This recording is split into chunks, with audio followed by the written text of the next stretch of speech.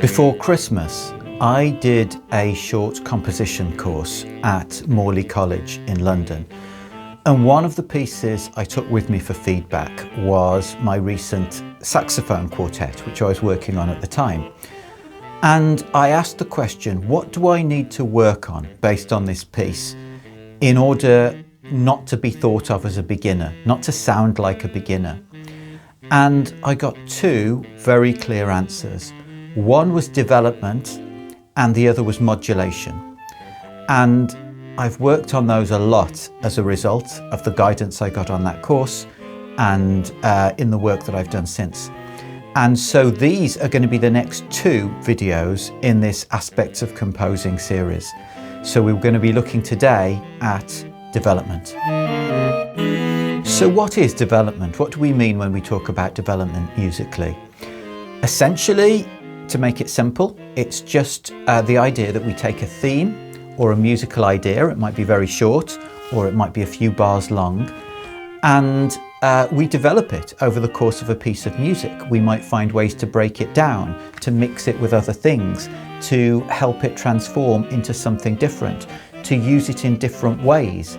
Perhaps we might change the speed or change the key or whatever else. We can do all sorts of transformations to it and present it in a fresh way and help it to evolve and become different as we're writing the piece.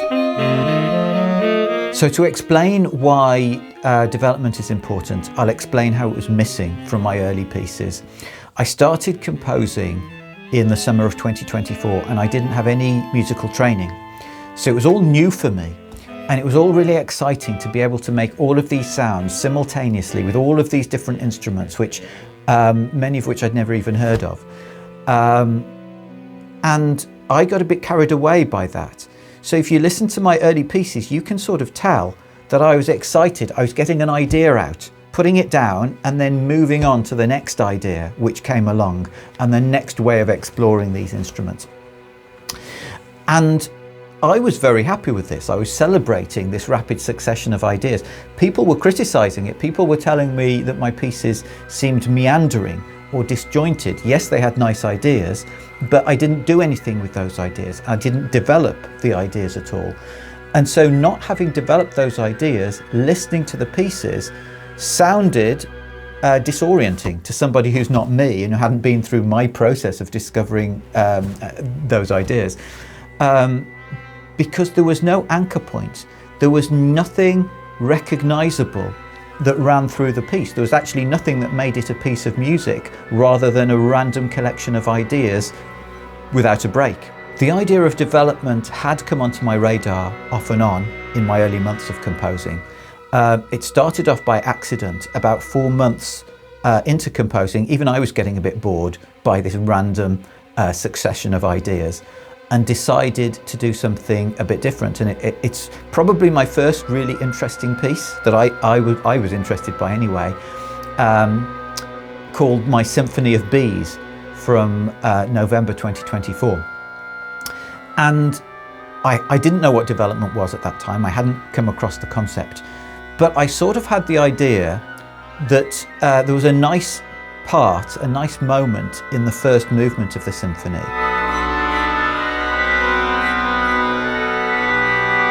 And I thought, well, it would be good to sort of hear that a bit more and to explore what it would sound like if it was in a different sort of context. Basically, I was thinking of development before I even knew what development was. And so in the third movement, I deliberately tried to sneak in this little fragment of 4 notes wherever I could.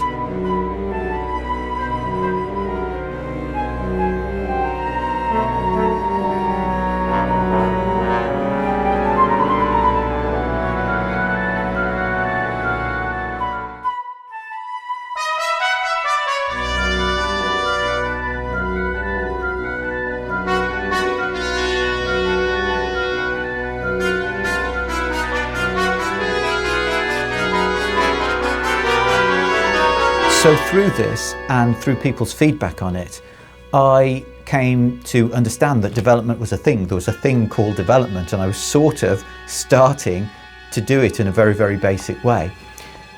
But still, I was a little bit resistant to it, or I found it very difficult. And one of the reasons was, and I think these are quite common reasons among new composers, that first of all, I thought that repeating an idea of mine, even in a different context, but just doing it again and again and again, would be boring. I didn't think that my ideas were good enough to bear repeating. I thought people would just be fed up of hearing the same thing and would switch the music off. I think that's quite a common fear amongst new composers. And one thing that I've learned actually in my less than 2 years of composing still is that good music doesn't necessarily come from great ideas in terms of melodic fragments. It comes from being able to do interesting things with very, very simple ideas. Another reason was that I actually didn't like the idea of development when I heard it explained to me, because it almost seemed like it was dumbing down the music, or at least that's what I felt at the time. But I also understand now that to do that in a more subtle way and a more gentle way is actually core and indispensable to create a common thread running through a piece of music that makes it a piece of music in its own right. And it took me a little while to get to that understanding and acceptance. And when I did, I spent a few months really struggling to put this idea of development into practice. I didn't know how to do it. I knew the ideas in theory of the different things that you could do. You could speed it up, you could slow it down, you could sort of reharmonize it or whatever. But it sort of really didn't help me to do it in practice. And when I look at my pieces from that period now, there's a lot of repetition of an idea, but it's just repetition. And in between the repetitions, it's random ideas again. So I was really trying to integrate this idea of development, but not succeeding. And the only reason I say that is because, to give hope to people who are starting out, who might be struggling with it, that it may take time. It may take time to, you might have to write a lot of pieces where you're not satisfied with how you use development, where you put in your best and it doesn't work for whatever reason. Or once I sort of did all of the right things, but I did them too much. So the repetition was there, but I'd varied so many things around it that it wasn't even recognizable as repetition anymore, at least not to everybody. So there's a lot of trial and error. But one thing that I did is about 9 months later, so it was last August, last summer, I came back to this Symphony of Bees piece, and I sort of reworked it for a chamber orchestra. I did an abridged version of the third movement of it, and I added a part at the beginning and a part at the end that brought the theme together in a really recognizable way. So I'm sure if I play a snippet of the introduction now, you'll recognize that theme from what you heard before.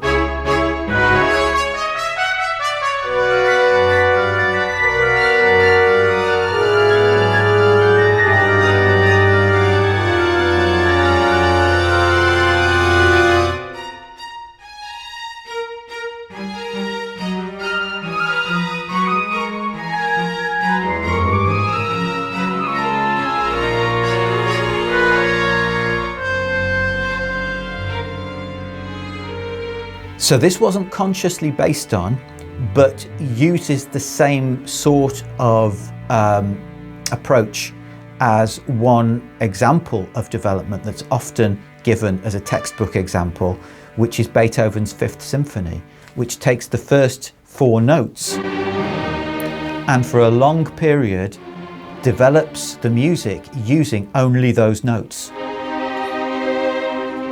Different instruments, different registers, different speeds, different keys, but the same basic pattern again and again, intricately woven together.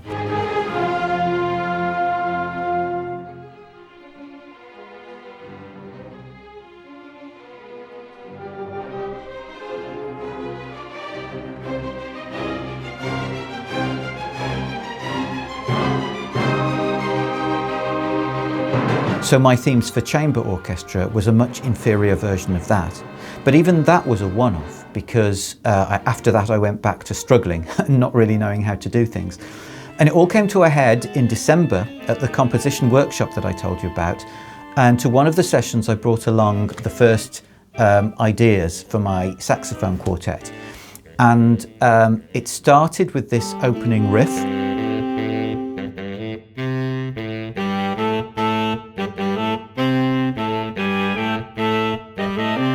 And then went on to a whole load of other unrelated ideas. So when I was told by the tutor about this issue of there not being any development there in the piece, I didn't know what to do. I didn't know how to get this development. It's been something I'd been working on for nearly a year, and I really didn't have much clarity on how to bring it to a piece. Unfortunately, the tutor was really good, and she really got into the piece, and she took this opening riff and she just played with it. She just got up there, she was really getting into it, she was dancing to it, and you know, she was singing all sorts of variations from it. And just from seeing her do that, it gave me ideas. Wow, I could do something with this. So the first thing I did was to take this 2-bar idea that I'd started with and expand it to 8 bars.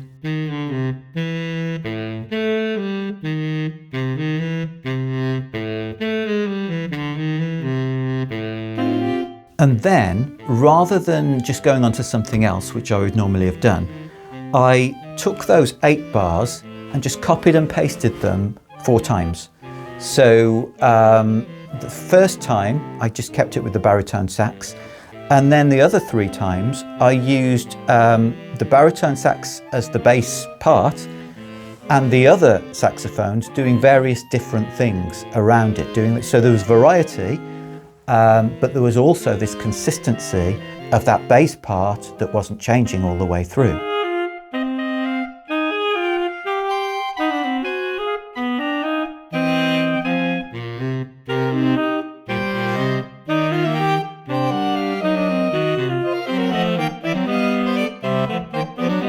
So by keeping expanding that process, I went very smoothly from having literally just a few seconds of a theme in the original version to more than 2 minutes of music that had the consistency of that theme, but also the variety of the other saxophones doing other things over the top of it.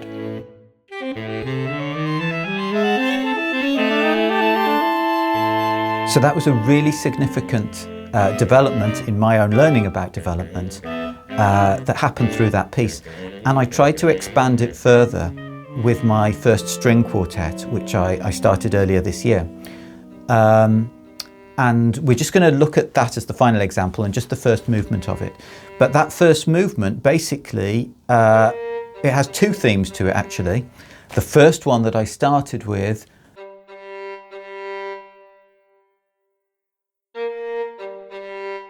became almost a secondary theme because I ran out of ideas of what to do with it near the beginning. And so I brought in the cello doing something very different.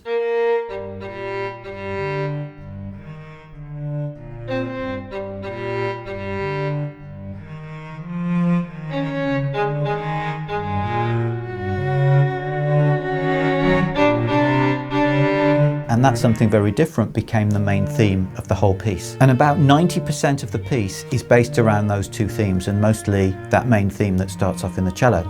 So at the beginning, we hear it in the cello, and then the initial theme stops, and the other strings go on to something else, and the cello continues to play that main theme in the background.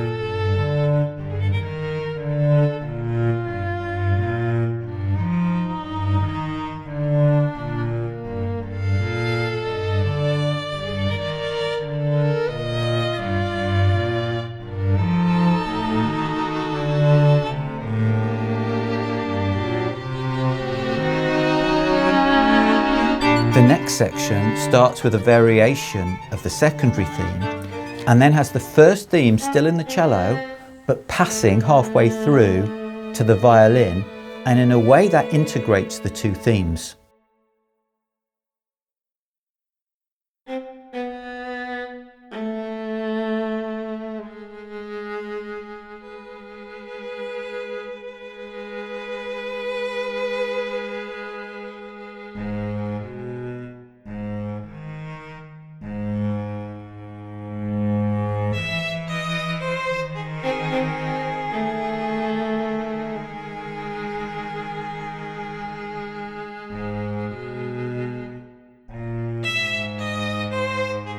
And then later, perhaps the most easily recognisable statement of the main theme comes in the first violins alone.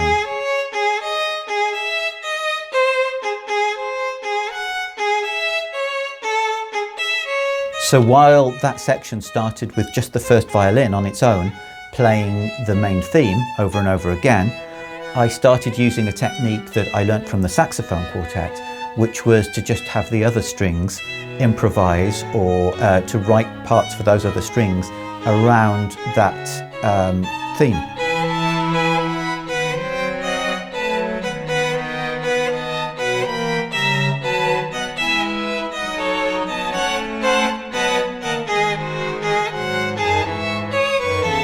A bit later there was a slower section where the main theme doesn't seem to have been present, but I decided to do this in a slightly different way. So what I did was I kept the main theme in the first violin and I wrote the other strings around it, and then I removed the theme with the first violin and I wrote a different, much more simple part for the first violin. So the theme wasn't present, actually, wasn't explicitly present in the music of that section, but it was written around the theme. So there's that sort of familiarity. And then I repeated that slower section that we just heard without the theme, but put the theme back in.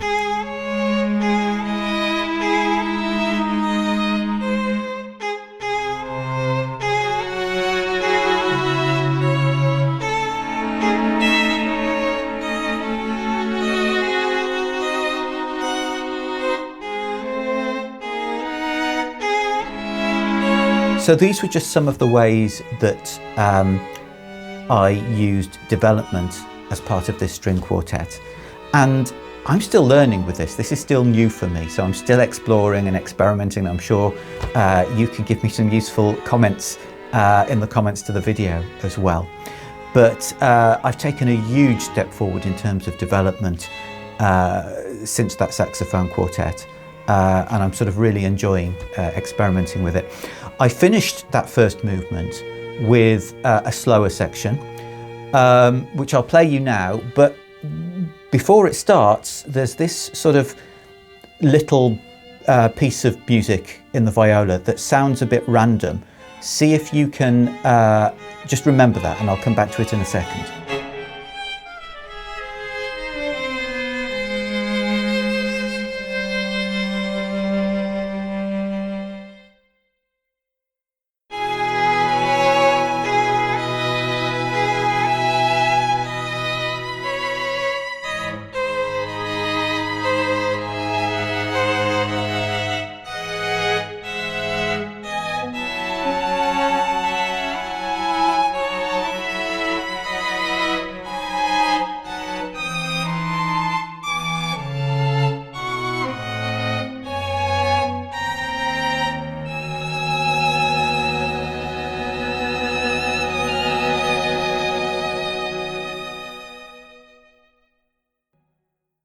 So that's how the first movement ends, and actually each of the movement ends with a sort of random short note like that one. So that's an additional sort of mini theme between the movements.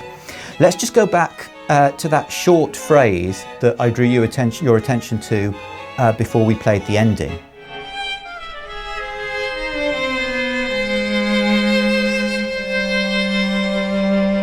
That phrase comes up a few times during the first movement, and it may seem a little bit random, but the purpose of it being there is it actually sets the stage for the second movement, because the second movement of the string quartet starts like this.